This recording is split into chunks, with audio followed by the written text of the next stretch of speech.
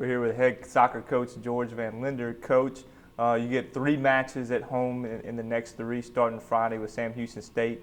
Obviously NSU needs some wins to climb back into the conference race here. How important is it just to get back home after a road trip where you lost at Abilene and you tied at Incarnate Word? Sure, I think it's always great to be home, and we're looking forward to it. So we thank the schedule gods for putting that together for us. So we're hoping that the home field advantage and that great NSU crowd that we've always been lucky enough to have this year is going to help us out. We always tell our players, if you can't win in front of your family and friends, who can you win in front of? So we're expecting great things. The defense has played pretty well this season, even in a three goal loss to Lamar. Didn't have Petrie there. When seems like when Petrie came back, the defensive line and both goalkeepers have played well. You get the shutout at Incarnate Word on Sunday with Alex Latham between the posts the entire match.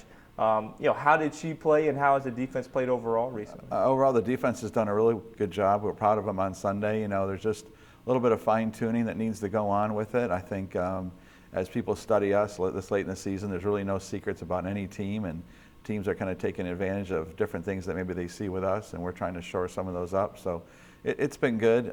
We just, I think that, the defensive part, when you're not letting in many goals, that part of the game has been good.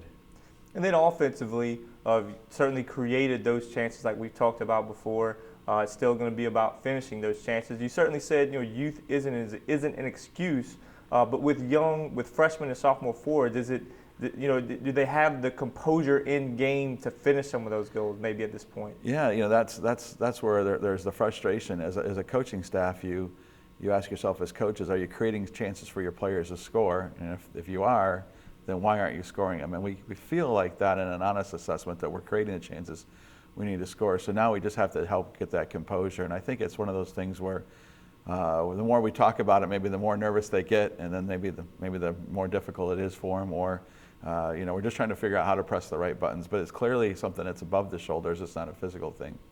Do you feel like once they see one goal go in that maybe that's when the floodgates open a little bit as far as just from a confidence standpoint, from a momentum standpoint?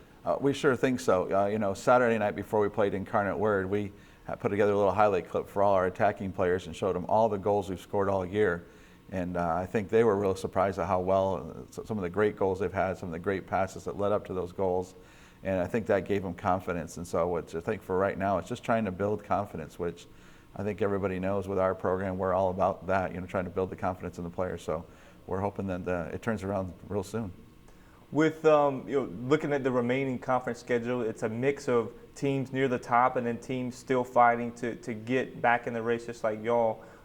We've talked about obviously finishing chances. What are going to be some other important things going forward to get back in this race? Just finishing the chances and then just having the confidence. And then I think we kind of talked about who's going to be that hero. Who's going to be that hero for us in every game, In certain games we've had this year against SFA, for example, it was Esdania doing a great thing, and maybe Brooke saving the penalty kick, and LSU was Kaylee Phillips, and maybe Brooke again saving that penalty kick. So we just need some people to step up a little bit, and I think once they do that, it'll spark everyone, give them confidence, the player, and hopefully their teammates.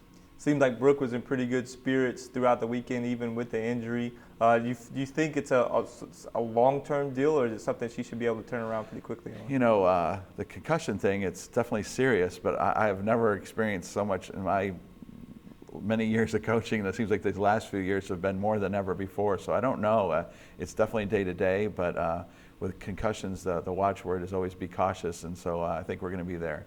And I think that's what we're excited about. We've always talked about having 2 great keepers, and so Brooke and everyone knows that Alex will do a great job if Brooke can't come back yet. Coach, thank you very much. Thank you.